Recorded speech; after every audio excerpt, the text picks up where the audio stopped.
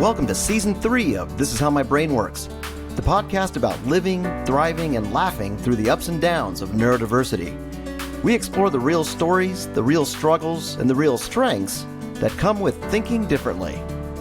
Hello, everyone, and welcome to another week of This Is How My Brain Works. I am Krista Gano, and I am joined by Sarah Hines and Jason Rudofsky, and Michael Collins is on spring break.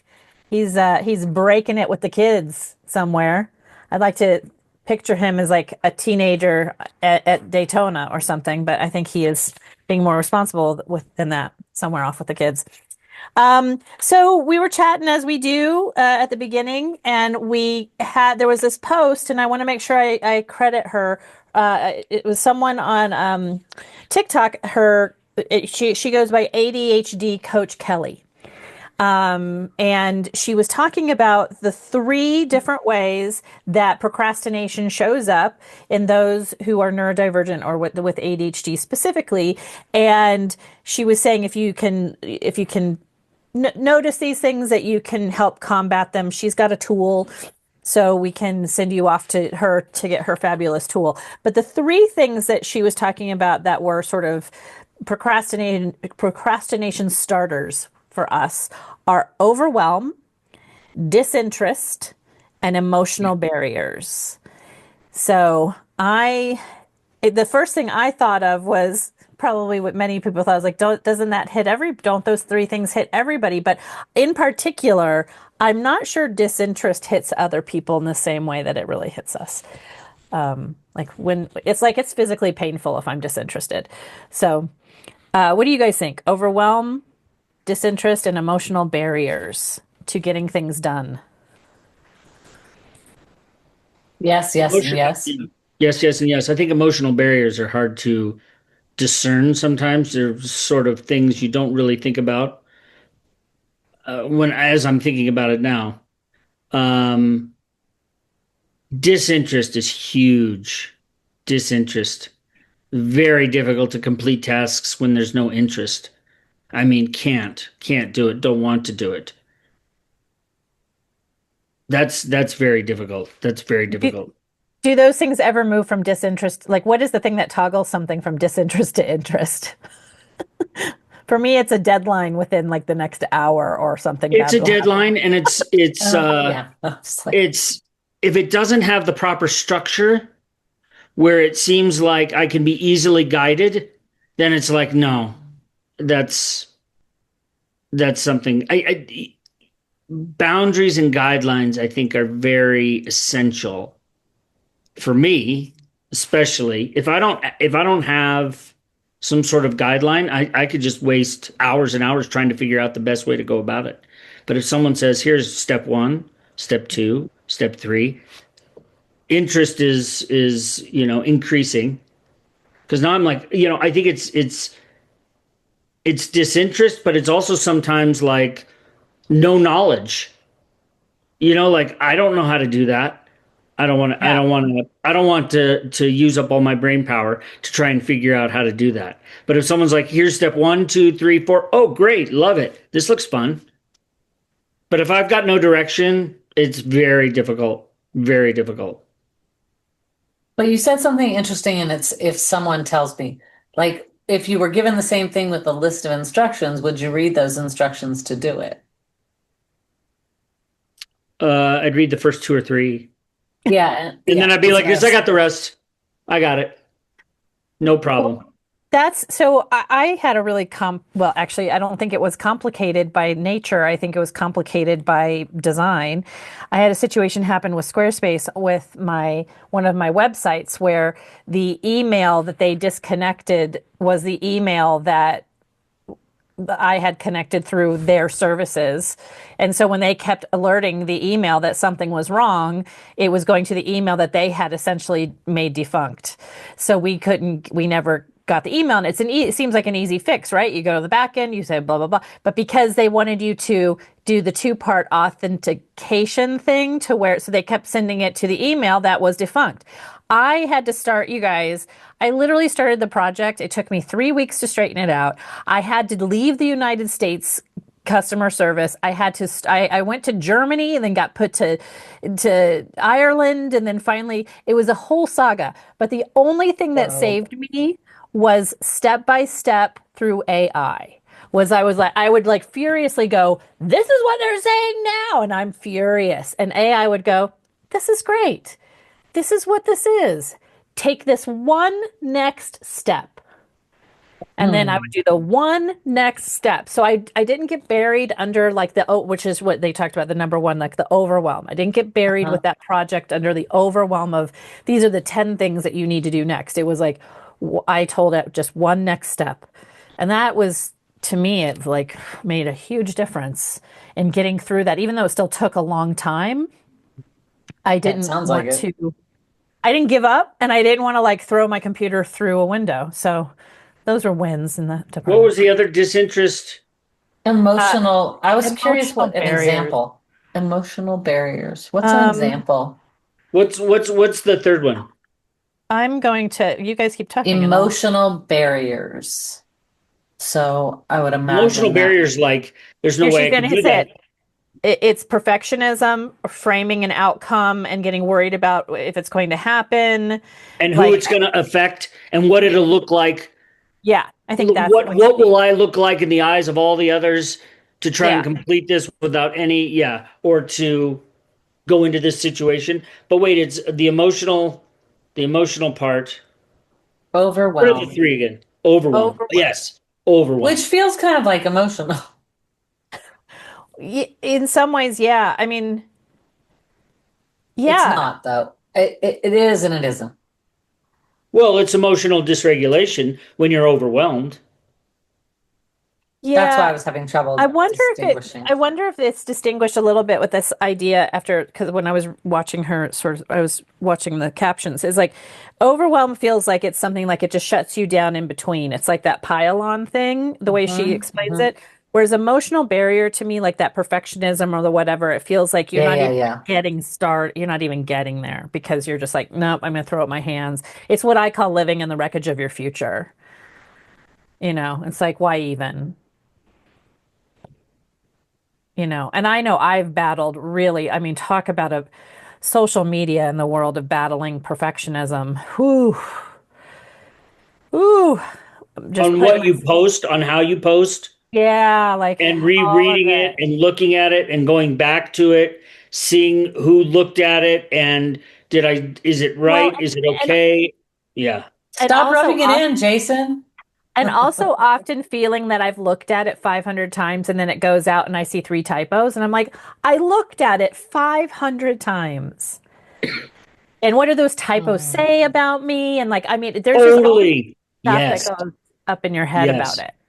Do they They think say I'm you're like I don't know human. how to use a computer? No, That's they what say they- you're human. No, they say you're human and that you're approachable. Well, and to Sarah's point, I think what's so interesting is like you can look at news stories, headlines, and they all have typos in them. And so, I mean, And like worse and worse of late. And look at this. yes, like crazy, Sarah, you're right. And even fancy people emails. Fancy low life Oh. people emails. Don't know how to spell. Right.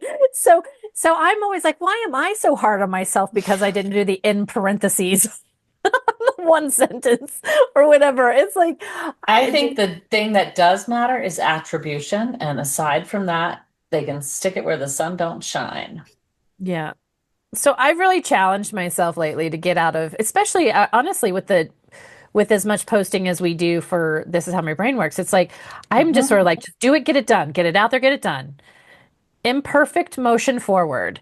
And the truth is that we've all killed our attention spans in this country for sure, to the point where it's like no one remembers it anyway. So just get it out there. But I would say, as much as we like, overwhelm is such an interesting concept because yes, if I get overwhelmed, I shut down. Absolutely. I'm just like the rest of us in that. However, I think for those of us with ADHD, there's also this like sweet spot where if I have nothing to do, like say I only have one or two things to do in a day, chances those one or two things are going to get done are slim to none because I'll just be like, man, I got nothing to do. But if I can, if I've got like a pretty brisk schedule, it's amazing how much I can get done.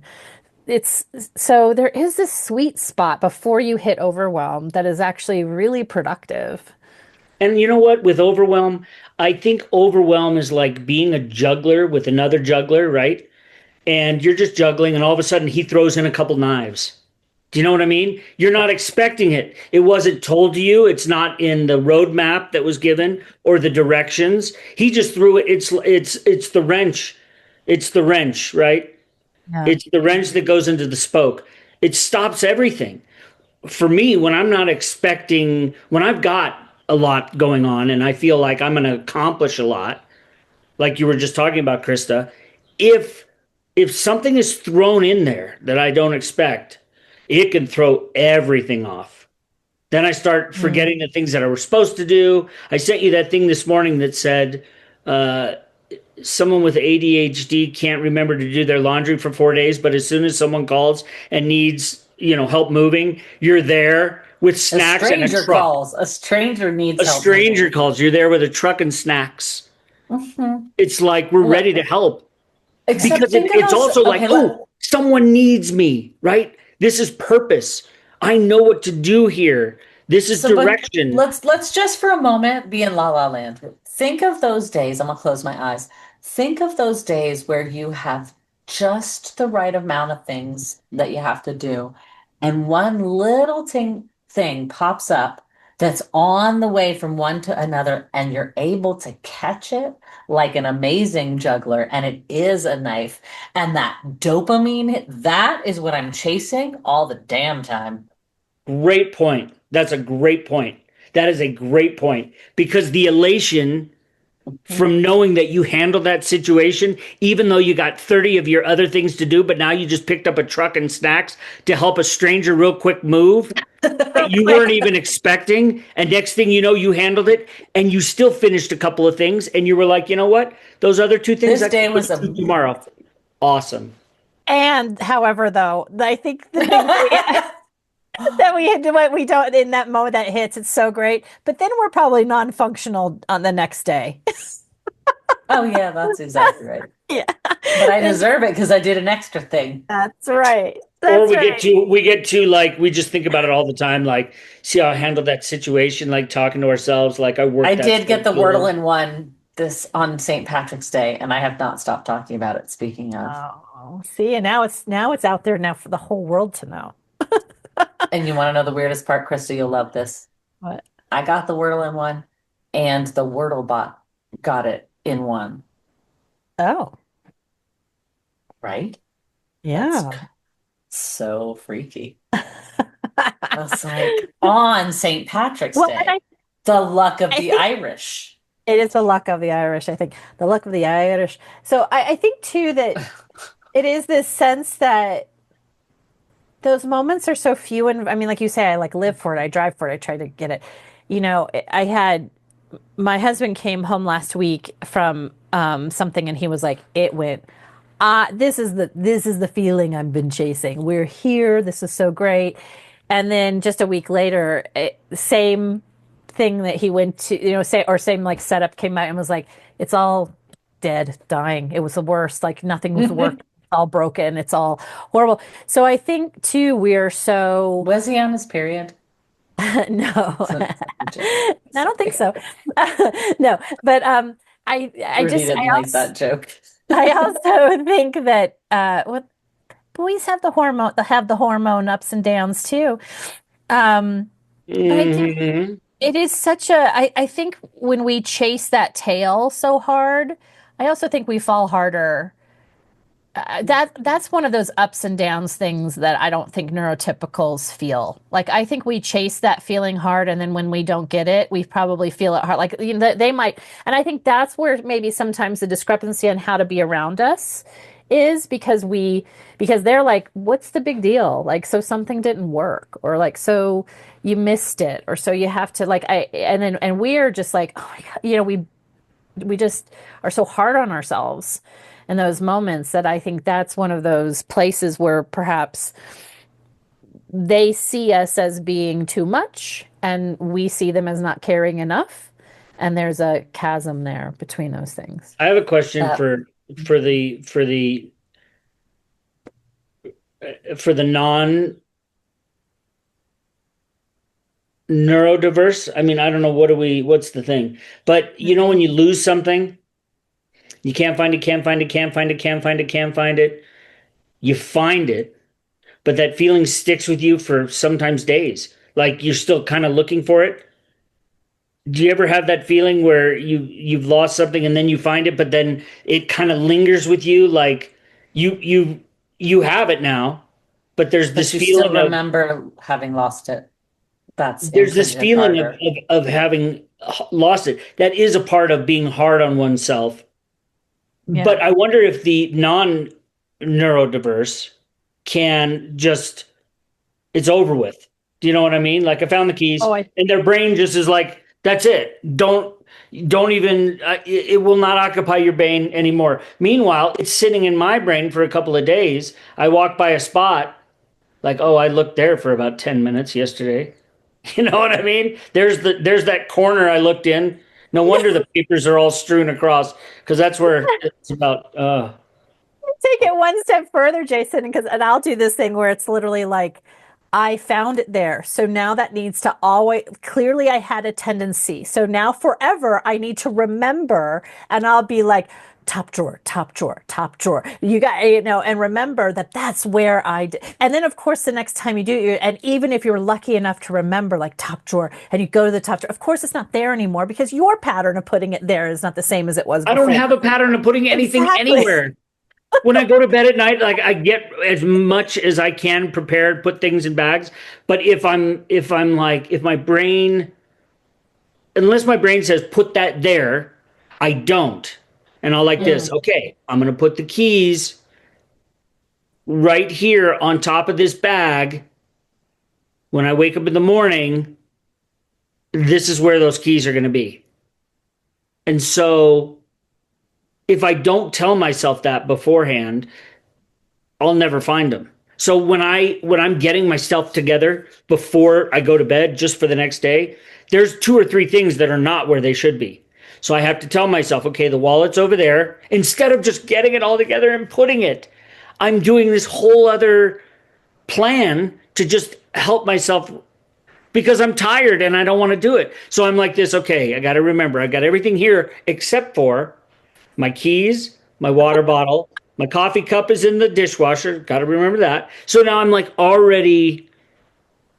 It's kind of crazy, and it's really early in the morning.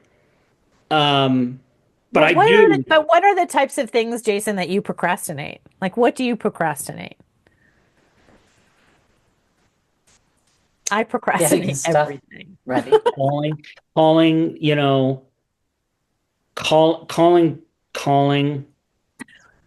Returns, calling. Oh my gosh. Yeah. You guys, I returned something after 3 weeks of it being in my trunk. Because that's nothing. That's good. I know, that's what I'm saying. Like I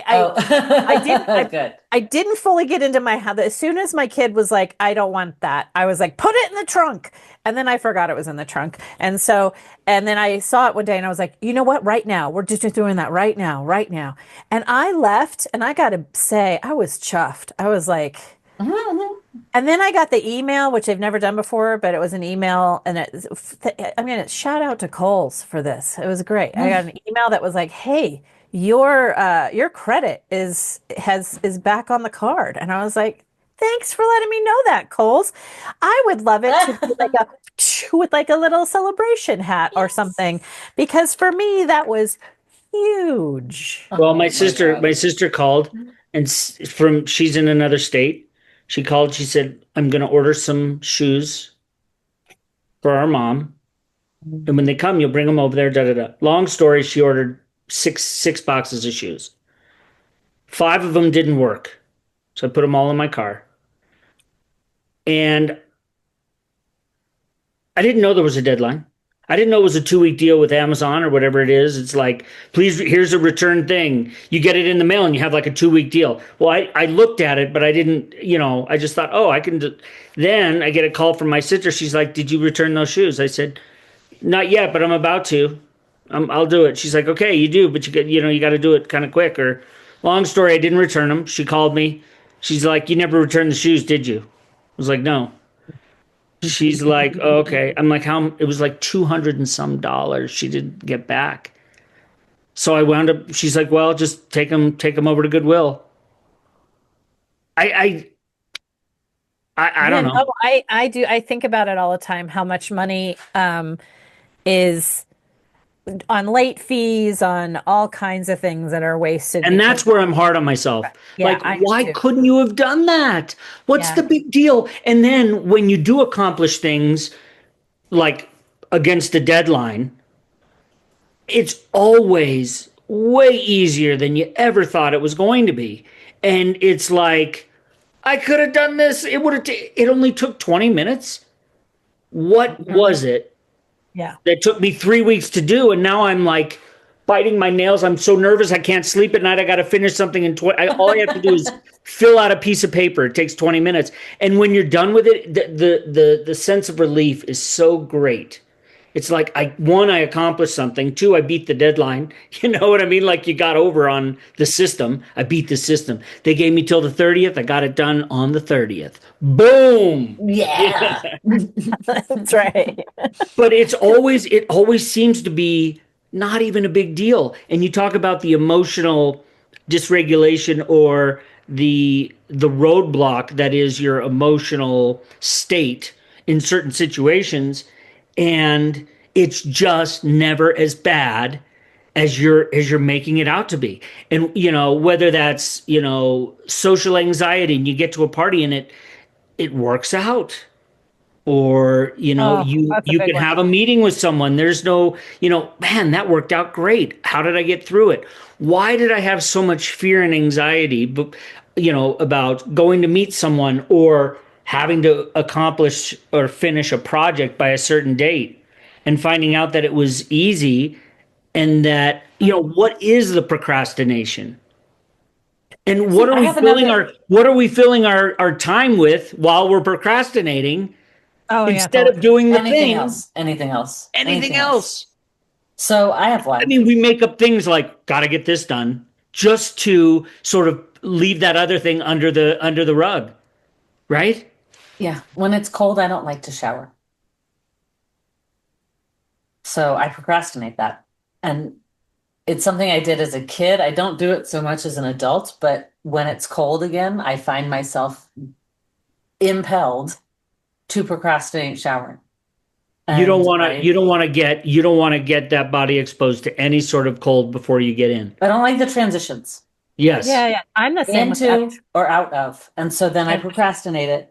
So I guess, is that emotional overwhelm? Yeah. Or emotional, what was it? Emotional barrier. Emotional barrier.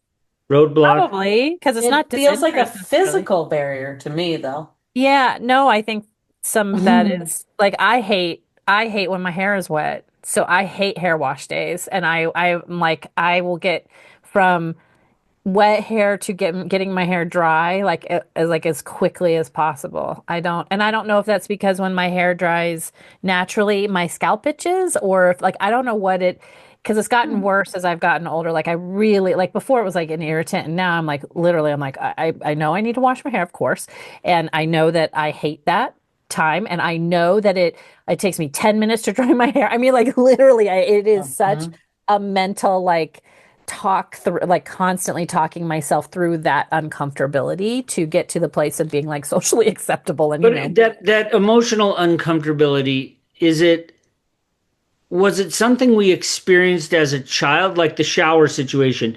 There was never that thing that's only as we got older where you're like, I don't like being cold and I don't like that transition. Or has it always been something? Always. I just think as a kid, you don't have as much agency usually to make those decisions, because your parents are throwing you in a shower and out of a shower or whatever, telling you to do it. I think how to fake it. Except for Yeah, it's Sarah. bothersome, right? It's bothersome. You got to I get don't dry, know. and Yeah, you get cold when you come out, and is the towel big enough? I mean, Mm. make towels bigger, please.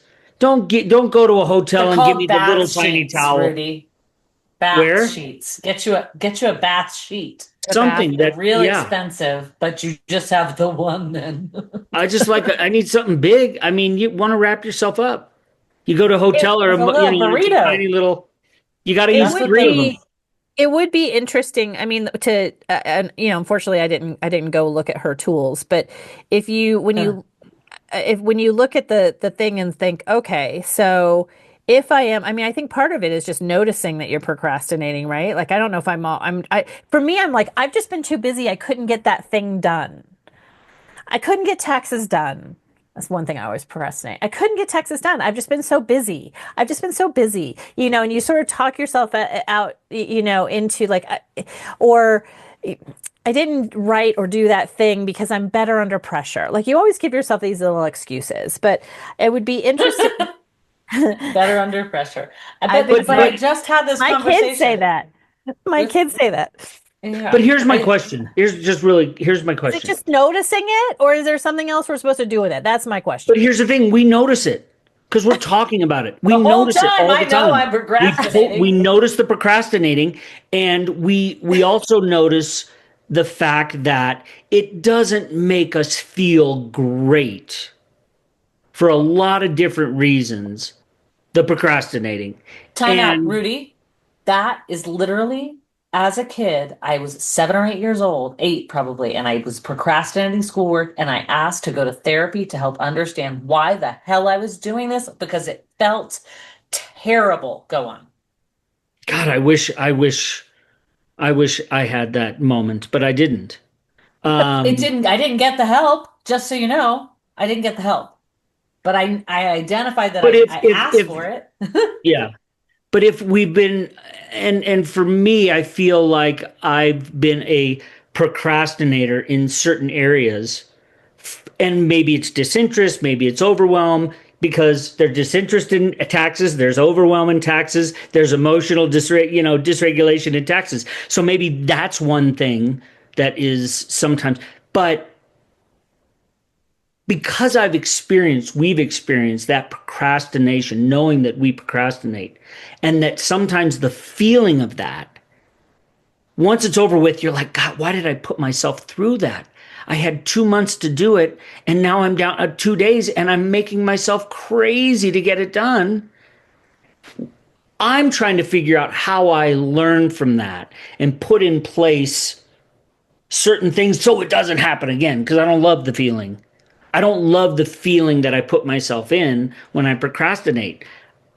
I don't know why we get off on waiting until 1 or 2 days or hours before something's due to get it done. Is it the adrenaline rush that we need sometimes? Partially, I think it's the dopamine. I think, I heard it was so funny the other day. My youngest came in and he said something to me. I can't remember what this was about. And he was like, I'm surfing for some dopamine so I can get this project done. And he was so just That's so he cute. really got it. Like, I don't have enough dopamine right now to do this thing. And I know I gotta figure it out. And I think that's such an interesting thing because, they say that when you're neurodivergent, you don't really have a sense of accomplishment when you finish the to-do list or whatever, because you just sort of feel like relief, like this sense of thank God that's done. And now I just know it's going to start all over again. Like I start having anxiety about taxes on the 15th of April after I mail my taxes.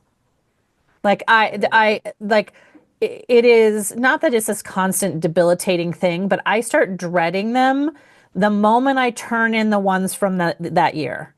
And I think that there is this sense that we find a hard time finding that sense of accomplishment often when we do. We feel it. I think we experience it more like relief as opposed to accomplishment when we do things, and that our experience or our relationship to success or accomplishment, maybe that's where we should be looking at making some possible changes in order to stop the procrastination. I don't know. I mean, there was that study that happened years ago where people were trying to tell you if you arrive to the airport closer to the time that your flight departs, how often did you not get on the plane or whatever, and they were just as successful as the people who showed up 2 hours ahead of time every single time. Like the rates, like, so their argument was, why always plan ahead if I can just show up and have the same results and not, and sometimes I feel like that. It's like, why should I do something on time when technically if I do it in the last hour, yes, it's more stressful, but I actually got it done. And here's the real truth here's the lie that I tell myself. And that is that thing's not rolling around in my head for those 2 months that Jason was talking about.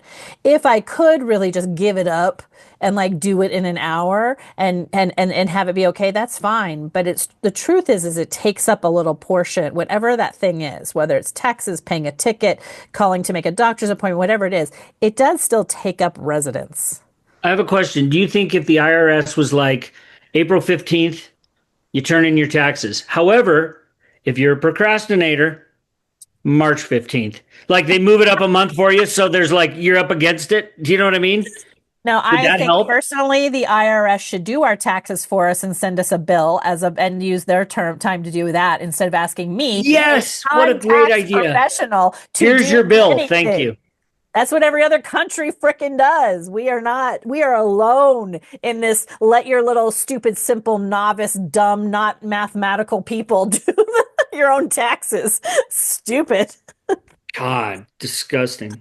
I do want to say one thing about it sitting in your brain, though. For me, let's not taxes is a terrible example because there's no creativity in it.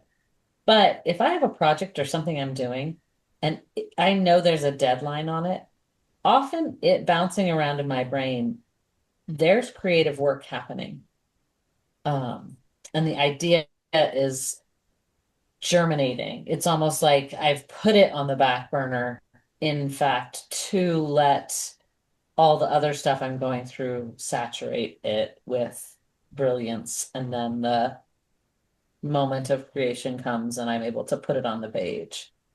I think that's a great distinction, Sarah. I when I coach creatives, I talk about that a lot, because sometimes people are so afraid that if they don't catch the tail of it in the moment, that it's going to somehow go away. And I'm always like, you know what? Sometimes you got to like let it breathe and let your brain work on it.